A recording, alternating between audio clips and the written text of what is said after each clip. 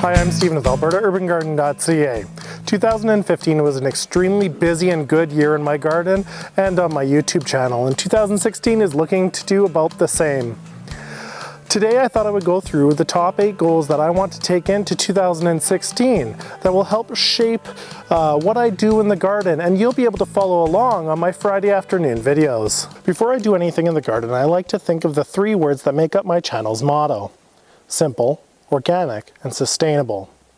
These 3 words represent what I hope to achieve and share with you. Let's start with my first goal.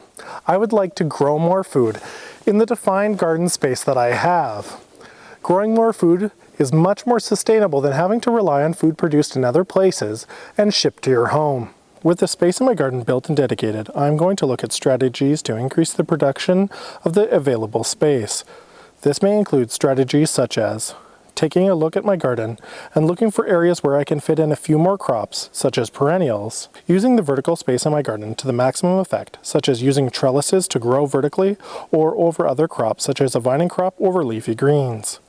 Rotating faster producing crops in between or before longer season crops, and season extending gardening using cold hardy crops to either grow later or earlier in the season. My second goal is to continue the Testing Garden Assumption series. In the December and January episodes in this series, I spoke about a number of the different things that I wanted to do in this series, and you guys all provided some fantastic recommendations which I've put on my list. I hope to continue to test products, methods, and practices to see if they really pan out in the garden. Some of the episodes that are coming up will include the testing of compost tea and the fertilizer potential of other free and local resources. The Testing Garden Assumption series by far has contributed the most to my 2 goals of being simple and sustainable.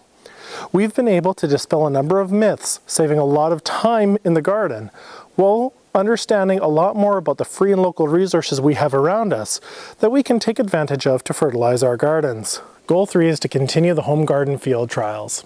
Similar to the Testing Garden Assumption series, this series is putting products to the test. At the point of releasing this video, I've released part 2 of 3 of the results from 2015 and hope to release part 3 next week to you guys, taking a look at the tissue samples and their results. I'll be continuing the home garden field trials into next year. What I hope to do is, with this trial bed and a few off-site, see if I can duplicate the results that we found this year. This year I'm going to start a new series where I show you a wide variety of crops that can be grown here right in Zone 3 and how I use them in preparing meals. This will hopefully help me increase my sustainability while allowing me and my family to eat healthier. I expect this series will take me through using all of the edible parts of my plants, how I grow them, harvest them, and use them in cooking, canning, and fresh eating. Further to this goal, I would like to expand the variety of crops that I grow and use in my kitchen. My 5th goal is a goal that I've had for a number of years, and that's frugal gardening. I've really enjoyed the process of learning to grow more using less money.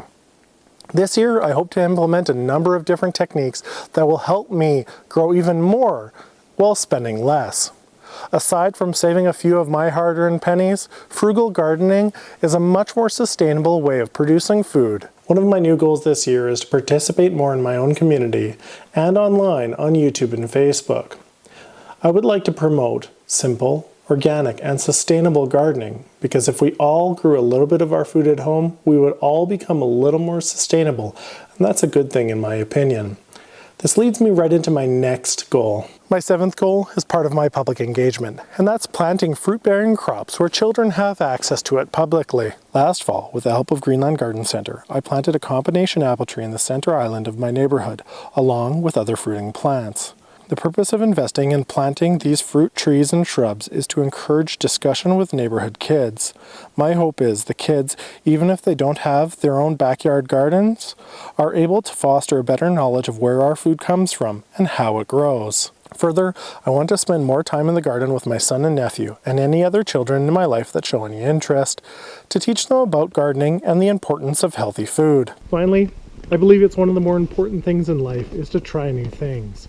Not only am I going to grow more crops in my own garden, but I want to try new things on my YouTube channel. I'm thinking about doing a video blog series where I show you a day in the life of my garden. and a little bit more of the behind the scenes of my YouTube channel.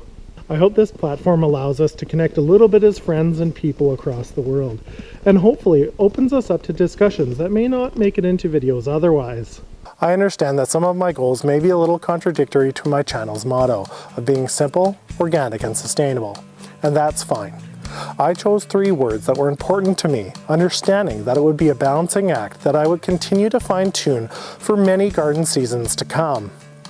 I hope that these 8 goals are going to lead to a fantastic 2016, and I really do look forward to sharing it with you. I would love to know what your goals are for the 2016 growing season, and how you plan to achieve them.